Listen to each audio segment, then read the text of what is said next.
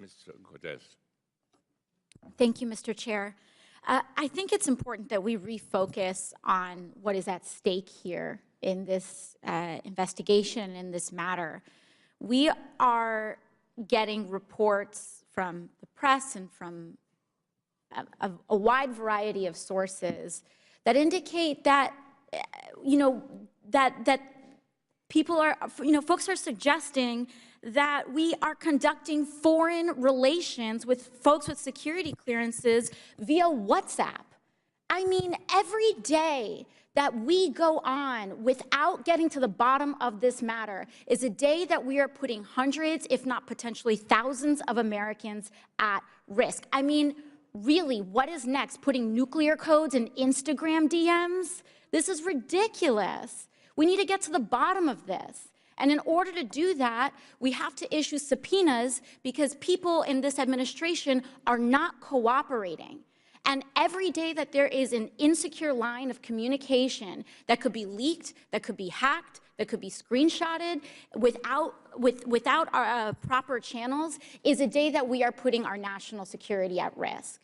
So the reason why we have to conduct and have these accommodations is because we are a committee that is committed to protecting whistleblowers. And I do have to commend the ranking member and to see the coordination between the ranking member and the chair in a commitment to whistleblowers, not just in respecting them, but in protecting them, is really admirable and important. And I wanted to note that because this is what protecting whistleblowers looks like. When they need a certain accommodation because they fear retaliation, we have to make accommodations. This committee in particular, as the Oversight Committee in the House of Representatives, we have a unique responsibility to protect those that have the courage to come out and say when something is wrong, regardless of the administration. Even in prior administrations, it doesn't matter the party. When something is going wrong in government, when there is overreach, when there is an abuse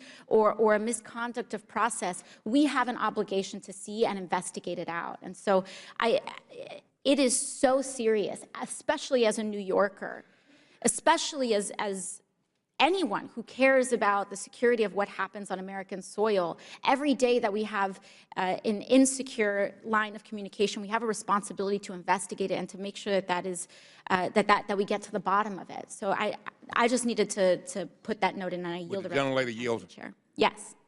I just want to just add on to what you have said. First of all, thank you for your very eloquent comments. One of the things I want to make clear to the committee is that when there were recommendations against giving these folks security clearances, we got to think about what were the reasons. That's very important. This is not some lightweight stuff here. The disqualifying reasons were involving foreign influence, conflicts of interest, personal or criminal conduct,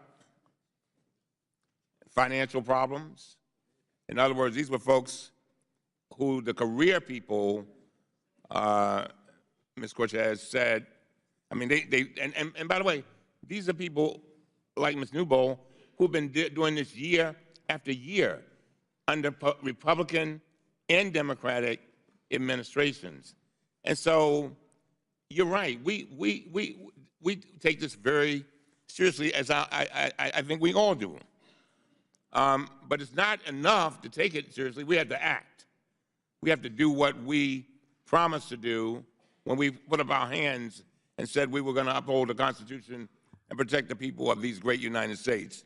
And so I just wanted to make it clear that this is not some lightweight thing that somebody did back in high school or something, but this is major stuff, and there's a reason why there were this information came forward, and this is a reason why people like Ms. Newbold would recommend not having these people qualified for security clearance. I yield back to the lady.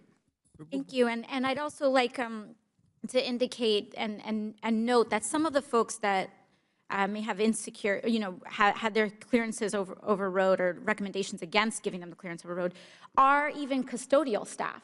And folks would say, oh, that's not important. That overriding a security clearance for a custodial staff is not a big deal.